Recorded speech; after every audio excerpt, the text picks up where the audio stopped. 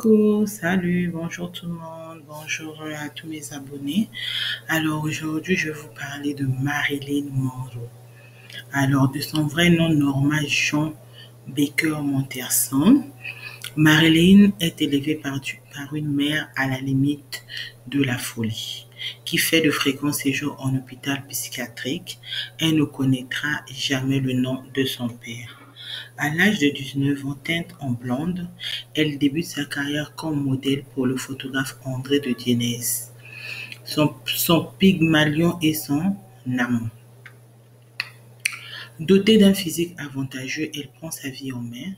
Bien décidée à se sortir de son milieu pauvre, elle devient une lectrice acharnée, suit des cours de comédie et de littérature à l'Université de Los Angeles. En 1948, la Columbia lui donne sa chance.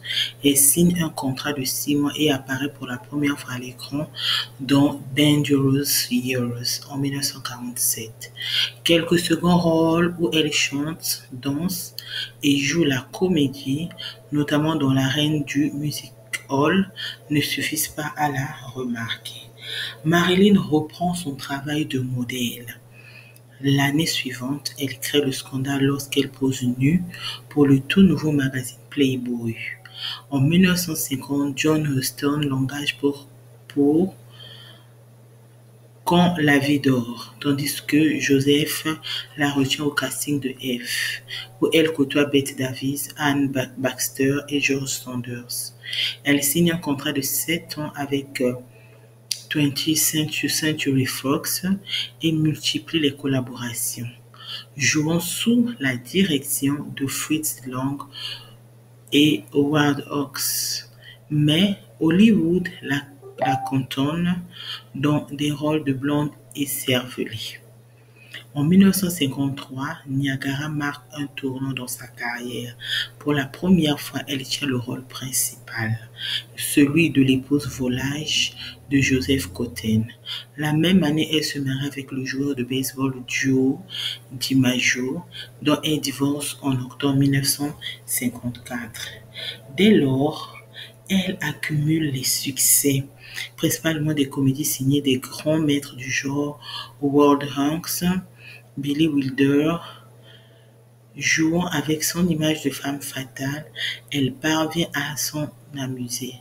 De star, elle devient icône, blonde, platine, pulpeuse, on lui prête des liaisons, dont l'Amérique puritaine des années 50. Mais, au-delà de la provocation et du glamour, immortalisée, Monroe se révèle une actrice capable d'émouvoir.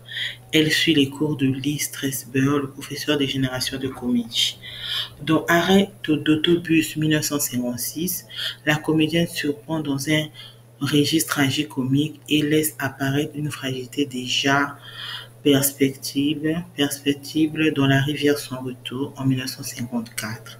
Son mariage avec le dramaturge Arthur Miller achève de casser l'image d'une Marilyn inconséquente et superficielle.